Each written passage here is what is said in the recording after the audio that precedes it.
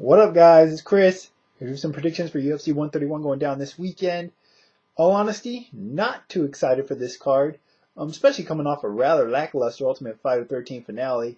Sometimes you get a lot of good shows in weekends in a row, and it just builds momentum over and over. And although there are a lot of good events coming up the rest of this month, the Ultimate Fighter finale wasn't really one of them, and I'm not sure how good this card is going to be. Although you can never tell, I'm just going off based on the fights on paper as currently constructed. I will say this: I do think the main event between Shane Carwin and Junior Dos Santos, I am more excited for this bout than I was the Brock Lesnar Junior Dos Santos bout, which I'll talk about briefly in a second. First off, on the undercard, actually another thing I just want to mention real quick: we were talking about this yesterday on the Science Bites radio show. The thing with UFC pay-per-views nowadays is the fact that since they stream all the fights prelims on Facebook and show the other ones on Spike, essentially now when you're buying a UFC pay-per-view, you're only buying it for the 5 fights that are going to be on pay-per-view. Whereas in the past, you would be like, I'm going to get these prelim, I'm going to get the main card, but hopefully I'll get some prelims in there. So now, when you buy a pay-per-view, you're just paying for those 5 fights. And if you're not really intrigued by any of those 5 bouts, there's not a reason to go out of your way to buy the pay-per-view itself, in my opinion. Which is why I'm on the fence of whether or not I'm going to order this one or not. That said, undercard, not even going to go over all the bouts. But Sam Stout, Eve Edwards, I think that's going to be a good fight.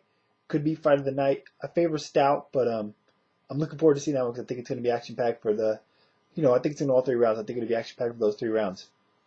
As for the pay-per-view portion of the card, first up, one of my favorite fighters, probably second favorite next to Nick Diaz, Donald the Cowboy Cerrone taking on Wagner Rocha. Originally, Cowboy was supposed to face Mac Danzig, which I was looking forward to because a little bit of a grudge since Danzig had talked down a little bit on WEC fighters entering into the octagon, and Donald Cerrone took offense to that. So a little trash talk, but unfortunately Mac got hurt. Wagner Rocha made his UFC debut. I don't know a whole lot about him other than that he's pretty good on the ground from what I've been told. I'll favor the Cowboy because, as we've seen, the Cowboy can hang on the ground, both with submissions of his own and with some pretty good submission defense. And on the feet, I think he's one of the better fighters in the lightweight division, so I'll go with Cowboy to win this fight by TKO. That's what I hope for. Next up, John Olive Inamo taking on Dave Herman. Inamo making his UFC debut was originally scheduled to face Shane Carwin here, but as we all know now, Carwin's got moved on to the main event. I haven't really seen Inamo fight. I've heard he's really good on the ground, but I've also heard he has some kind of flesh-eating bacteria that screwed up his foot, so he's not quite doesn't quite have the physical abilities that he once had. As for Dave Herman, I remember he first came on the scene, I believe, in Elite XC, promising young undefeated heavyweight, big hitter, but he's had some setbacks in the last couple of years, and just doesn't look to be fully living up to the promise that he first exhibited when he emerged on the scene. I'm going to go with Inamo to win by submission, just because unless Herman can win on the feet, get a knockout, I think on the ground he's going to be in trouble, and I think Inamo will probably be able to get him there. So Inamo by submission, but if Herman wins by TKO, no surprise. Next up, Damian Maia taking on Mark Munoz. Wrestler versus the grappler, or the jiu-jitsu guy, I should say. Maia, of course, being the submission guy. I'm going to favor Munoz because I don't know. Maia has got some really good takedowns for a jiu-jitsu guy, some unorthodox ones, but Munoz is a superior wrestler. So he should be able to use those wrestling skills to keep the fight on the feet, where he should have an advantage with the power. Neither is a great striker, so to speak, but Mark Munoz has got some real power in his hands, as he's demonstrated before. And he's definitely got the power to take Damian Maia out, who has a solid chin, but not the best chin. If Nate Marquardt was able to take Maia on the feet, I think Munoz can if he can land something solid. If the fight hits the ground, I favor Maia to get a decision, but I envision it same standing and Mark Munoz getting a win by TKO. Co-main event of the night, Kenny Florian making his featherweight debut. I was kind of surprised to see him moving down in weight, but I don't know, after the loss of Gray Maynard, I guess he felt weight was an issue. I don't think so, because Maynard's bigger than pretty much every UFC lightweight out there, outside of maybe Gleason to Bow. But regardless, Kenny's going to make his fight in his 4th weight division in the UFC, taking on Diego Nunes. Honestly, I haven't got a chance to see much of Nunes yet, but he's coming off an impressive win over Mike Brown, I believe. Too many questions for me about Kenny Florian moving down in weight. He's not really a big, oversized lightweight, and I don't know how much moving down will affect him. Nunes seems to be on have a bit more momentum going with him, so I'll go with Nunes by decision. Main event. Hold on, I'm like losing my voice here. I don't know what's going on. Too much talking yesterday or something. I don't know, but hopefully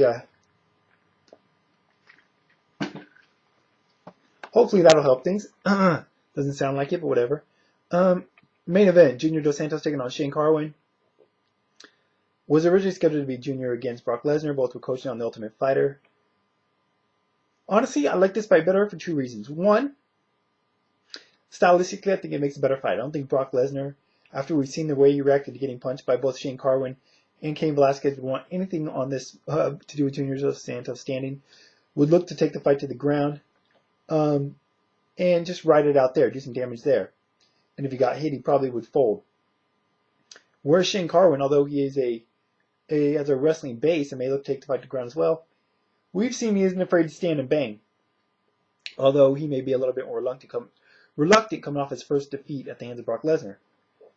The other reason I like this fight, aside from the fact that I think it's going to be a more entertaining fight, stylistically, the winner is going to be a fresh challenger for Cain Velasquez. Had Lesnar fought Dos Santos and beat him, we just get a rematch between Lesnar and Velasquez, and there's nothing that leads me to believe that Lesnar would necessarily win a rematch over Cain Velasquez.